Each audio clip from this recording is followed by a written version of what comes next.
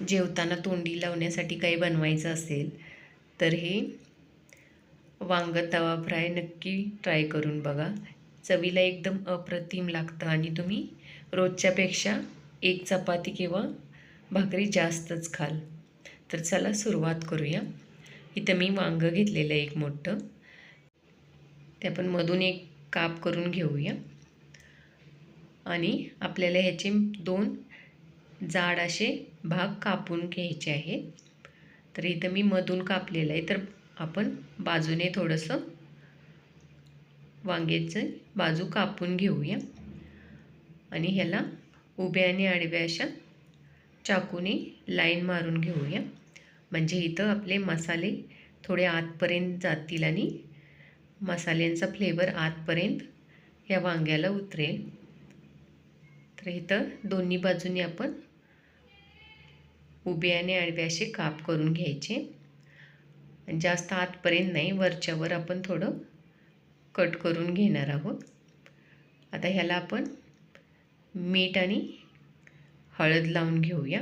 आपण एकदम इथं पाव चमचा मीठ आणि हळद वापरली आहे. तर हे आपण लावून घेऊया दोन्ही बाजूंना वांग्याला. म्हणजे आपण मसाले तयार करेपर्यंत हे वांगी काळी पडणार नाहीत आणि हळदी आणि मिठामुळे वांगं छान टेस्टी पण होतं. तर आता आपण एक मसाला तयार करून घेऊया. इथे एक मोठा चमचा लसूण खिसलेला घ्यायचा आहे, अर्धा चमचा लाल मिर्च पावडर, अर्धा चमचा धने पावडर, अर्धा चमचा जिरे पावडर, 1 चमचा गरम मसाला आणि चवीनुसार मीठ घालायचं आहे. इथे एक मोठा चमचा आपण फेटलेलं दही घ्यायचं आहे. दहीने छान टेस्ट येते. आणि ह्याच मसाल्यामध्ये आपण एक मोठा चमचा तेल घालून घेऊया आणि हे मसाले सगळे एकत्र मिक्स करून घेऊया. आता हे मसाले आपण वांग्याला लावून घेऊया. आपण हे मसाले काप केले त्यामध्ये जातील असे हाताने दाबून सगळीकडे व्यवस्थित मसाला लावून घ्यायचा. म्हणजे हा मसाला आतपर्यंत वांग्यामध्ये लागला जातो, त्याचा फ्लेवर पूर्ण आतपर्यंत आपल्याला वांग्याला मिळतो. तर आता असाच मसाला आपण दुसऱ्या पण ह्याला लावून घेऊया. आता आपण वांगी भाजून घेऊया. तर तव्यावरती मी 1 चमचा तेल घातलेलं आहे, त्यामध्ये आपण वांगं ठेवूया आणि दुसरं पण वांगं आपण तसंच ठेवून भाजून घेणार आहोत.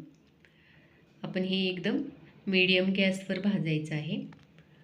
तुम्ही हे झाकून पण शिजवून घेऊ शकता किंवा असं जरी न झाकता जरी भाजलं तरी चालेल, ते शिजलं जातं आतपर्यंत.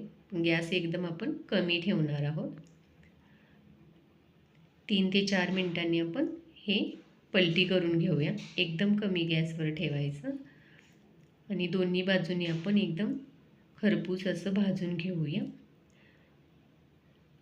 आता आपलं वांगं भाजलेलं आहे. आपण कोथिंबीर घालून थोडंसं आणखीन भाजून घेऊया 1 मिनिटासाठी. आता आपलं वांगं तयार झालेलं आहे.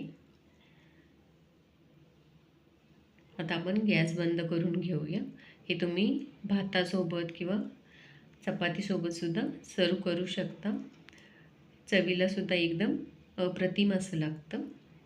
आणि एकदा रेसिपी नक्की ट्राय करा. रेसिपी कशी वाटली ते कमेंटमध्ये सांगा आणि चॅनलवर नवीन असाल तर चॅनलला सबस्क्राईब करा. थँक्यू.